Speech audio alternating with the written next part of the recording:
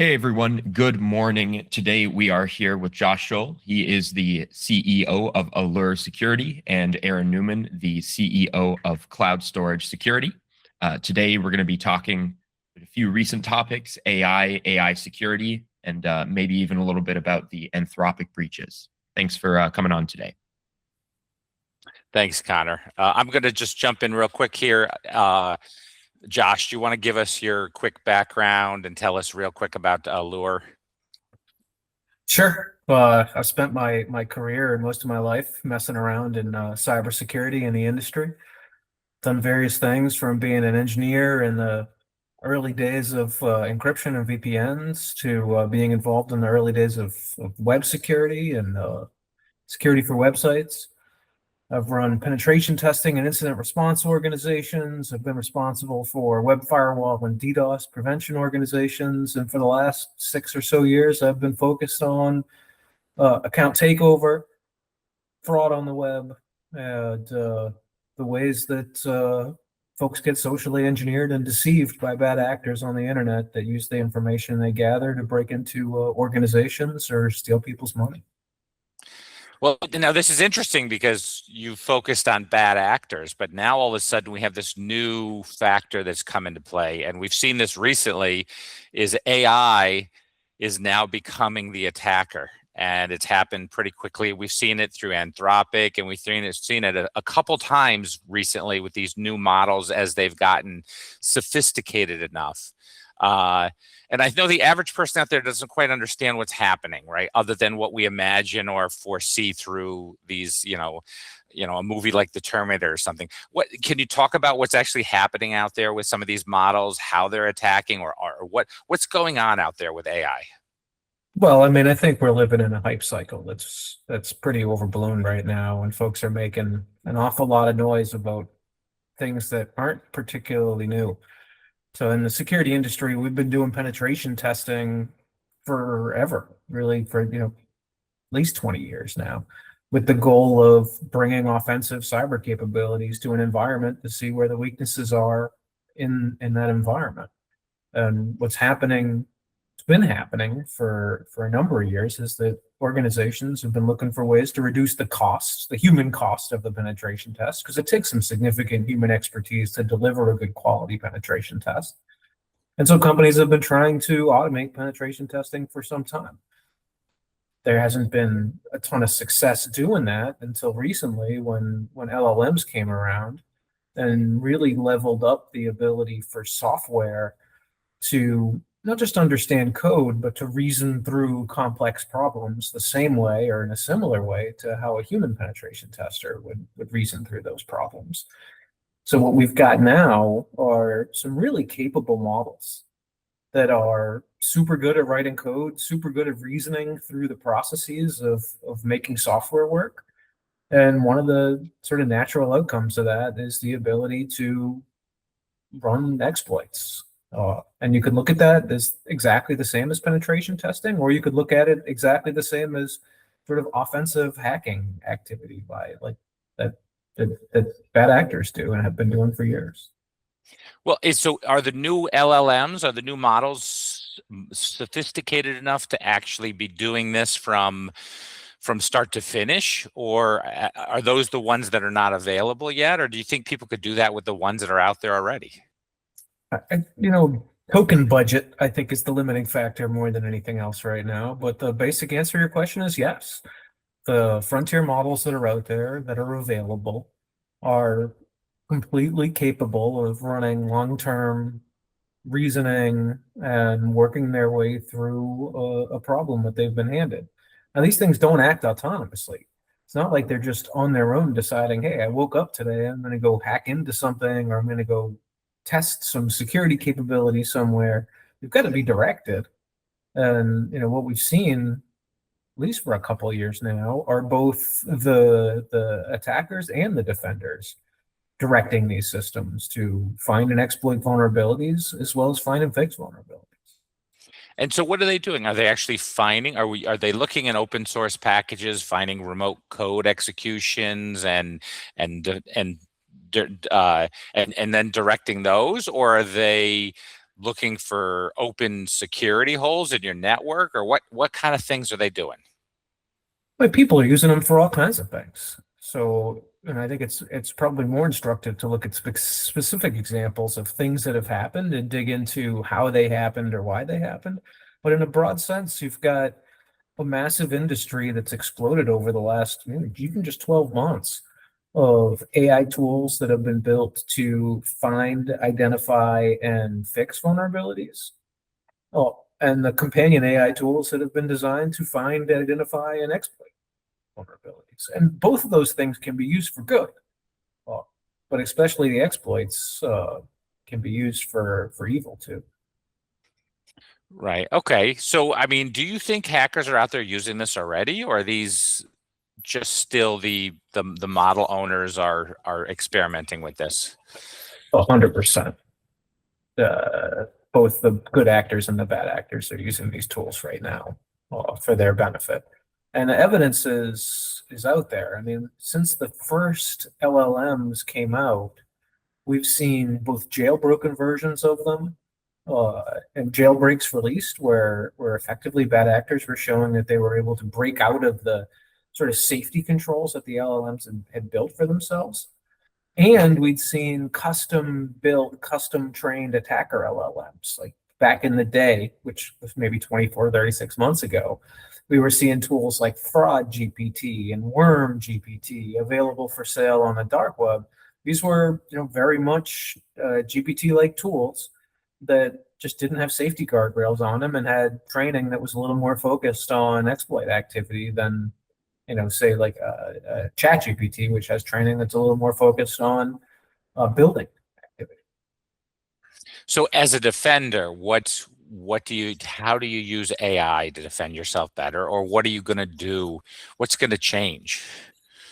I think the biggest thing that changes is that defenders have left themselves in positions where they knew that they had significant weak points and just decided not to address them, either because of budget constraints or time constraints or the hope that some of the obscurity of the environment would protect them. And today that sort of comfort that was evolved around sort of leaving weak spots needs to evaporate right away. And the basic thing that defenders need to do is double down on traditional security defenses, whether that's endpoint protection, looking for malware that's executing, or it's network segmentation, zero trust type activities to make sure that somebody who's gotten access to one point of the network can't pivot and move to like laterally to other points of the network, or to go out and do sort of broad internet surveillance, looking for social engineering and other kinds of tactics that are built out there to target their employees, their customers, or anyone that would potentially hand out the keys to the kingdom, if you will, by giving access to a bad actor who's asking for it. Sort of the same way we've seen phishing attacks being executed for years. But what's a company? Okay, so if you're the NSA or AT&T or a giant company with very sophisticated defenses, what does the rest of the world do as these attacks seem to getting beyond the level of sophistication that a small team can handle? What do they do? I think step one is deploy your security stack everywhere. So it's likely that most organizations, even large, well-funded organizations, haven't deployed their core security stack across their entire environment. It's hard. It takes time. Patching is painful. All those problems need to be solved. So if you've got endpoint protection that's running on 70% of your systems, it needs to be running on 100% of your systems. If you've got network segmentation that's segmenting parts of your network from others and not all of your network, you've got to really implement network segmentation. And that means understanding how the network should work, how folks should communicate, what kind of permissions and privileges should exist in your environment. And I'm talking about the same things, Aaron, that you and I talked about 20 years ago in cybersecurity, but it's really getting it done to the full extent. It's being able to make sure that patching is something that's near instantaneous, so that when a vulnerability is out there and a patch is available for it, that gets applied to every system that's eligible almost immediately. And I realize how much easier it is to say it than to do it, because these patches come out and then there's all these questions about application stability. Has the application vendor validated their app for, with that patch? We've got to eliminate patience for all of these things. We've got to eliminate patience for our application vendors. They can't tell you day or day after a patch has come out that patch is safe. We've got to eliminate the patience of, hey, patching is hard and it's going to take us time to take advantage of our environment. Because the real difference when you look at an AI attacker versus a human attacker is persistence.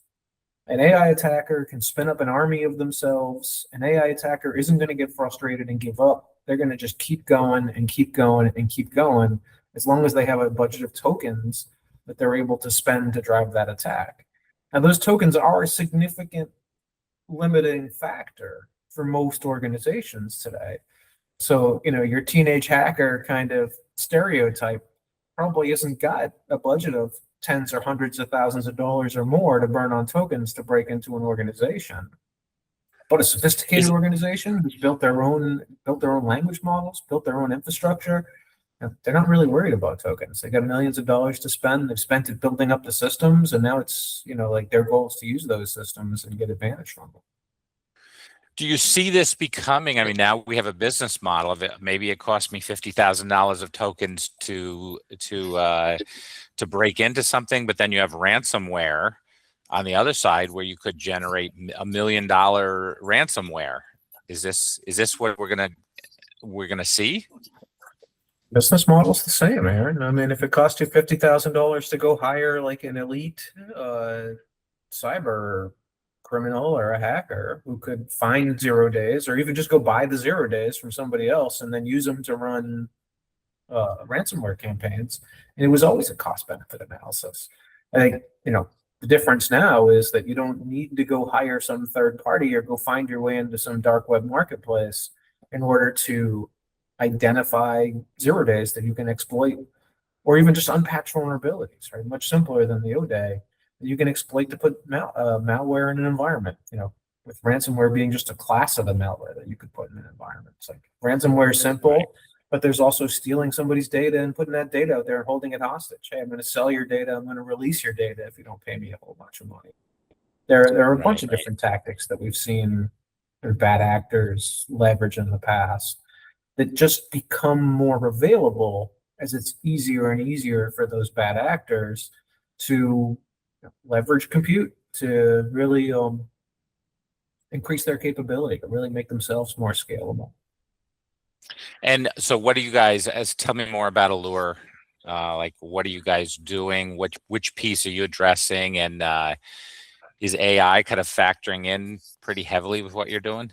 Yeah, AI is our world. So Allure Security is in the disinformation security space. And what that means is that we look after all kinds of tactics and tricks that attackers or bad actors use to either impersonate an organization out on the internet for social engineering purposes, putting up fake login pages, impersonating an executive, running a fake advertising campaign, all kinds of things that happen outside an organization's traditional network that still can touch their employees, their customers, their partners in a way that tricks them into giving up information that to someone they think they know, they think they trust, but don't actually trust. We also look after folks spouting misinformation, any kind of negative kind of sentiment or threats against an organization. We look after counterfeit products and counterfeit marketplaces and shops being put up online that might trick a consumer into thinking they're getting a product that they want, but actually either not shipping them a product at all or shipping them a counterfeit version of the product. Traditionally, cybersecurity teams have had a focus on what happens inside their company, inside their network. Today, more and more, the action is happening outside the network, or at least starting outside the network. And that's where Allure Security plays. And as far as AI goes, we've seen a huge shift from human-generated impersonation to AI-generated impersonation. From deep fakes of photos, videos, and audio that's used to trick folks, to leveraging vibe coding sites to build up scams on the web, impersonating websites, phishing platforms, and those fake shopping sites we see built with vibe coding platforms all the time. There's been a massive explosion in the use of AI to really attack the trust that organizations have built with their employees and their customers and the general public, and leverage that. I mean, you think about it, companies have already put out all their branding. They got their logo is out there, their website is out there, all their images are out there, all their data is out there. An attacker using AI just steals all those things, and at almost no cost is able to then produce fakes, highly realistic fakes, and produce them at scale. Do you have, without giving a company name or a client name, do you have a situation you can kind of talk through, like something recently that you saw that was kind of like, wow, anything that got you for, hey, somebody, some ingenious attacker really pulled something off? You know, what's ingenious that I've seen lately are in two different angles. One angle, it's just the scale they figure out how to operate.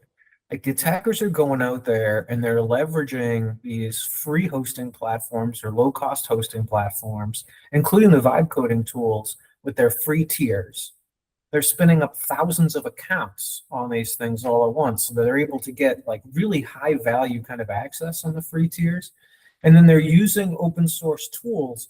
Like, I've been tracking the attack campaign lately that uses the Next.js shopping template. It's been impersonating hundreds and hundreds and hundreds of brands by just going out, grabbing a copy of a brand's real website, and then hosting it in one of these environments with free hosting and using this free sort of shopping site template. So just like the industrialization, to me, is fascinating. The actual attack in the end, not dramatically different conceptually from what's been going on for some time, but the fact that they can just kind of spin it up and stamp it out, and for just a couple of bucks, they can generate dozens and dozens of fake shops.